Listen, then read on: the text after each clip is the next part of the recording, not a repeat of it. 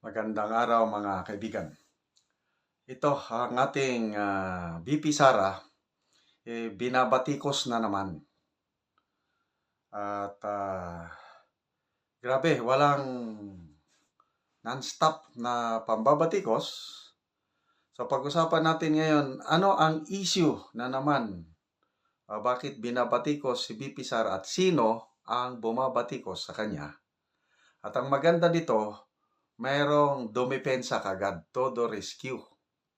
Okay, dito sa Philippine Star na headlines, title, Paulo Duterte defends Sara's silence on China aggression at West Philippine Sea.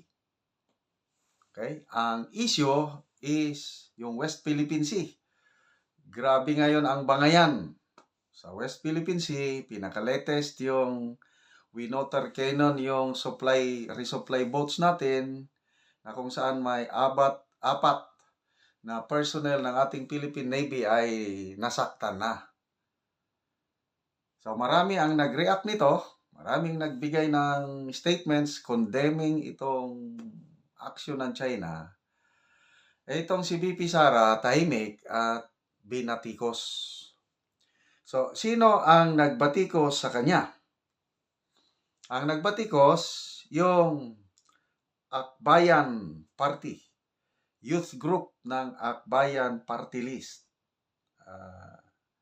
Nagsabi na bakit tahimik si VP Sara at wala man lang siyang statement tungkol nito.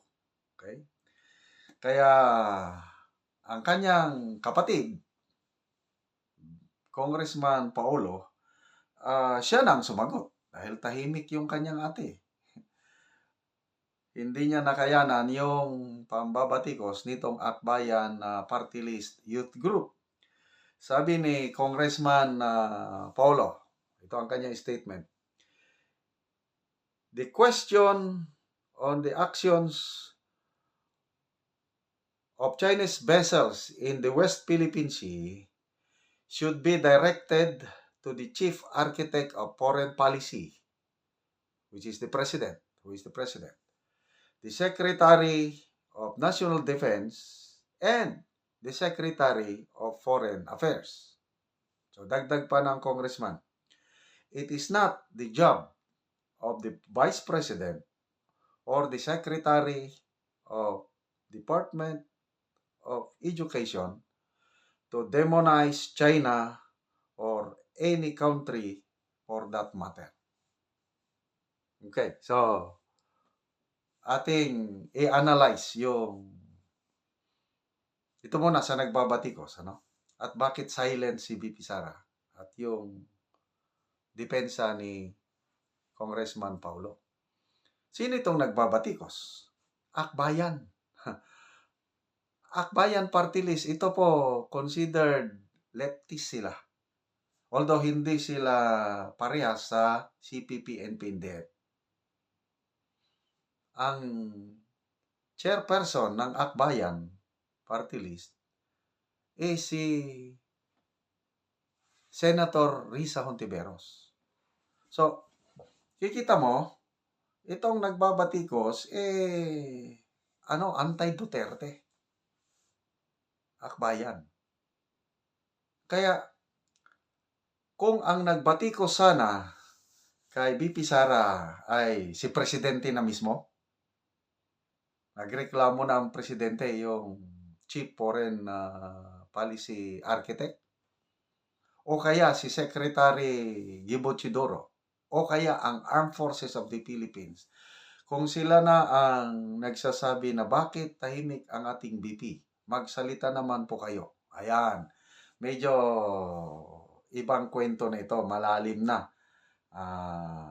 So dapat si VP Sara, sasagutin na yan.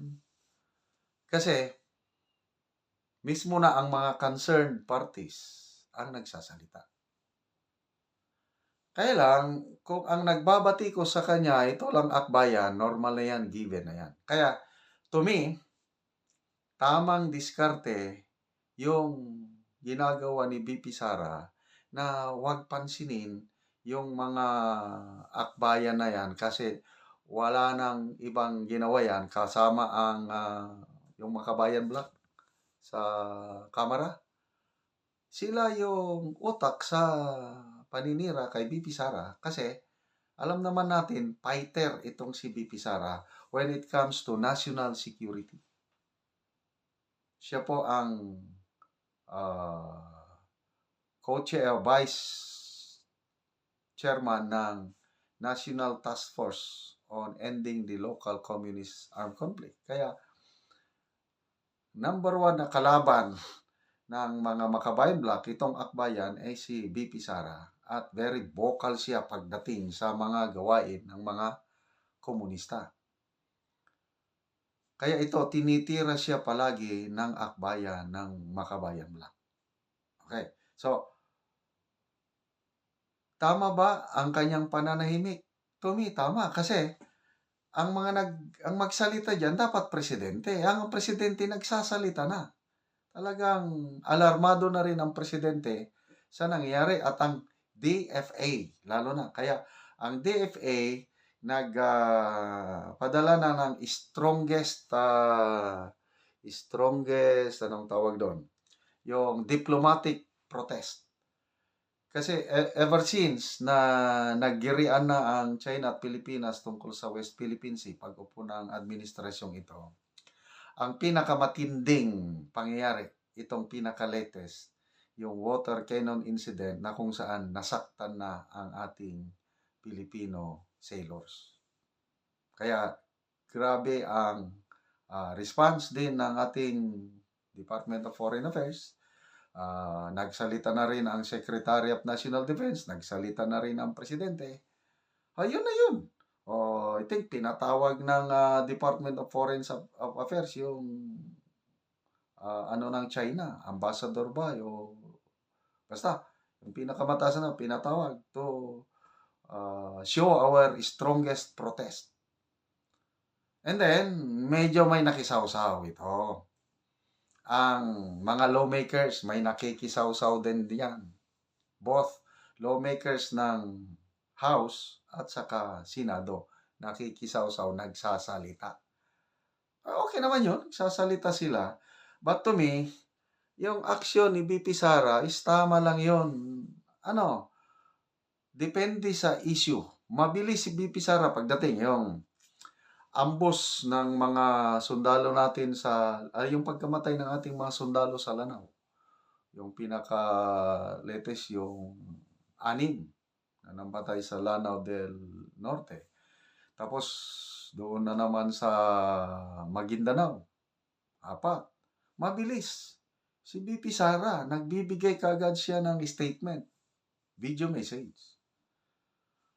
Yung may binisita pa nga siya na namatay na sundalo sa Lanao at binisita pa niya yung mga wounded na sundalo sa Iligan. Ibig sabihin, nakikialam si BP Sara when it comes to national security. Mahal niya ang mga sundalo at pulis. Meron nga akong napanood na video, yung namatay na pulis sa enkwentro sa Bohol. Gabing-gabi na, madaling araw ata, pinuntahan ni BP Sara. Ibig sabihin, may malasakit ang ating BP.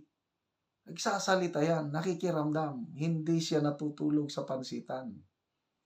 Kaya lang, pagdating dito sa West Philippine Sea, agree ako sa kanyang approach na kasi foreign policy na yan eh. Pinaubayan niya na sa Chief of Foreign Policy ng Presidente na so far maganda naman ang ginagawa ng Presidente. In fairness, calculated steps yung ginagawa ng PBBM admin para hindi sumiklab ang tensyon. Kasi delikado itong West Philippine Sea natin, konting kamali lang, baka magdulot ito ng hindi maganda, may violent repercussions o may violent incident na mangyari between Philippines and China na iniiwasan natin. Tama naman ang ginagawa ng ating gobyerno, yung handling nila sa West Philippine Sea issue. Tama. So bakit pa makialam ang Vice President na hindi naman niya trabaho yun?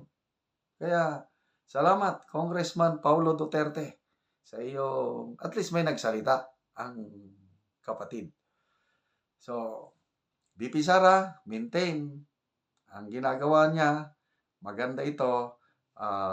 Strike kung kailangan magsalita, kung kailan kung manahimik, manahimik lang.